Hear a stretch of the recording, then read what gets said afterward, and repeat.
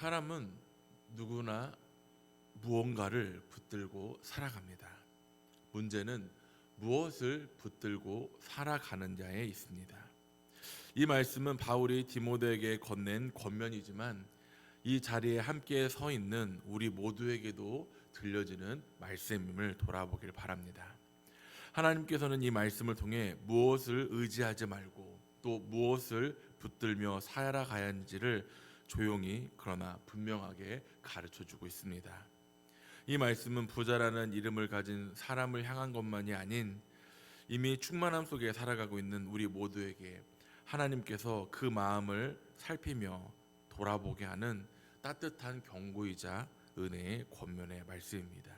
17절에 보면 내가 이 세대의 부한 자들을 명하여 마음을 높이지 말고 정함이 없는 재물에 소망을 두지 말며라고 말씀합니다. 문제는 그 재물 자체가 아닙니다. 재물이 마음을 높게 만들고 하나님 대신 그것을 의지하게 될 때 그것이 바로 문제가 되는 것입니다. 바울은 분명하게 말하고 있습니다. 정함이 없는 재물에 소망을 두지 말라고 말씀합니다. 오늘 충분해 보여도 내일 사라지는 것들, 그것이 바로 정함이 없는 재물임을 우리는 기억해야 합니다. 그러나 하나님께서는 다름을 우리는 깨달아야 됩니다. 17절 끝부분에 보면 그 소망을 모든 것을 후히 조사 누리게 하시는 하나님께 두라고 말씀하고 있습니다. 하나님은 빼앗는 분이 아닌 누리게 하시는 분임을 우리는 기억해야 합니다. 말씀을 통해 내 마음의 소망이 어디를 향하고 있는지 돌아보기를 바랍니다. 아직도 이 땅, 이 세상을 향해 그 시선을 두고 있는지 아니면 하나님께 믿음의 시선을 두고 있는지를 바라보기를 바랍니다. 소망의 방향이 바뀌지 않는다면 그 신앙은 어느 순간 조용히 무너지게 될 것입니다.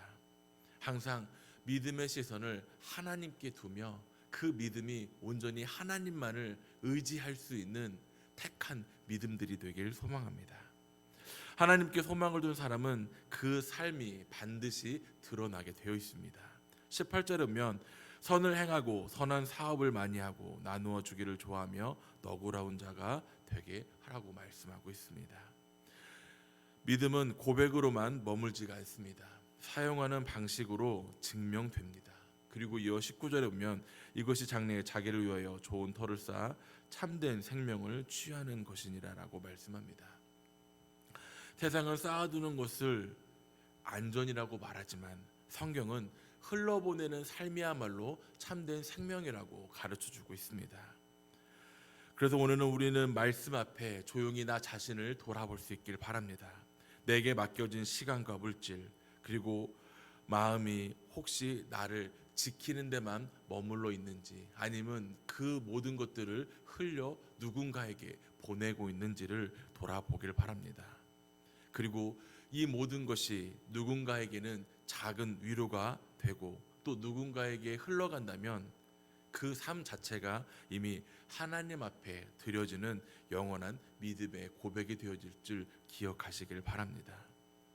바울은 이제 개인적인 당부를 하고 있습니다. 20절에 보면 디모데야 망령되고 헛된 말과 거짓된 지식의 반론을 피함으로 내게 부탁한 것을 지키라라고 말씀합니다. 믿음은 우리가 만들어내는 것이 아니라 맡겨진 보화임을 기억해야 합니다. 그러므로 우리는 그 믿음을 지켜야 합니다. 바울은 두 가지를 경계하라고 말합니다. 헛된 말, 거짓된 지식. 겉보기에는 똑똑해 보이지만 믿음을 조금씩 벗겨나가게 만드는 것이 바로 이 헛된 것들입니다. 교회를 무너뜨리는 것은 대개 노골적인 박해가 아니라 조용히 스며드는 왜곡임을 우리는 기억해야 합니다. 그래서 우리는 다시 말씀 앞에 서 있기를 바랍니다. 사람의 말보다 어떠한 분위기보다 하나님의 말씀을 기준으로 삼고 나 자신이 그 말씀 위에 서 있는지를 돌아볼 수 있길 바랍니다. 그리고 그 말씀 앞에 서게 하시는 것도 결국 우리의 결단이 아닌 은혜임을 고백해야 합니다. 오늘 우리의 믿음을 지켜주시는 분이 우리의 강함이 아니라 끝까지 나를 붙들고 나를 인도하시는 하나님의 은혜이기 때문임을 우리는 기억해야 합니다. 그렇기 때문에 바울은 마지막 이렇게 고백하고 있습니다. 20절, 21절 끝부분에 은혜가 너희와 함께 있을지어다. 모든 권면의 끝은 은혜입니다. 지켜서 구원받는 것이 아니라 은혜 안에 있기 때문에 지켜질 수 있는 것입니다. 우리는 완벽해서 그 믿음을 지키는 것이 아니라 하나님께서 나를 붙들어주고 계시기 때문에 오늘도 그 은혜 안에 내가 서 있기 때문에 이렇게 하나님 앞에 예배 드려질 수 있음을 기억해야 합니다. 오늘 이 새벽 다시 그 은혜 앞에 설 수 있는 내가 되기를 소망합니다. 내 힘이 아니라 하나님께서 주신 은혜 안에 머무르는 복된 주일이 되시기를 간절히 소망합니다. 사도 바울은 이 말씀을 통해 우리에게 얼마나 가졌는지를 묻고 있지 않습니다. 대신 무엇을 붙들고 살아가는지를 묻고 있습니다. 정함이 없는 재물은 잠시 우리를 안심시킬 수는 있지만 결코 우리의 인생을 책임져 주지는 못합니다.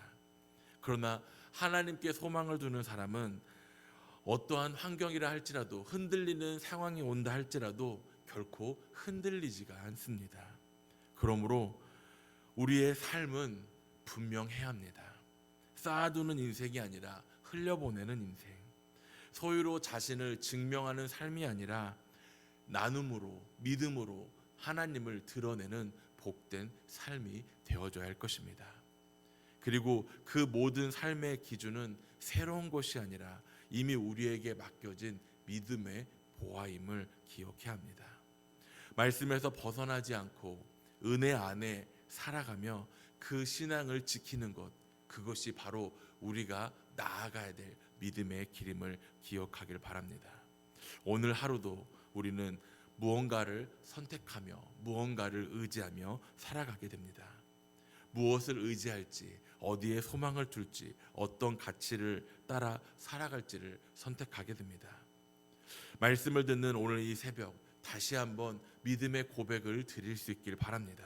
나는 재물이 아닌 하나님을 소망합니다라고. 나는 쌓아두기보단 나누며 살겠다고 다짐하기를. 나는 내 생각이 아닌 말씀을 지키며 살아가겠다고 오늘도 이와 같은 고백으로 나아갈 수 있기를 바랍니다. 그리고 이 모든 고백 끝에 바울의 마지막 인사를 다시 한번 붙들기를 바랍니다. 은혜가 너희와 함께 있을지어다. 이 은혜가 오늘 우리의 선택을 붙잡고 오늘 우리의 삶을 이끌며 오늘 우리의 믿음을 끝까지 지켜주는 믿음의 시간들로 하나님 앞에 예배드림으로 영광 나타내는 귀한 시간들이 되시기를 간절히 소망합니다.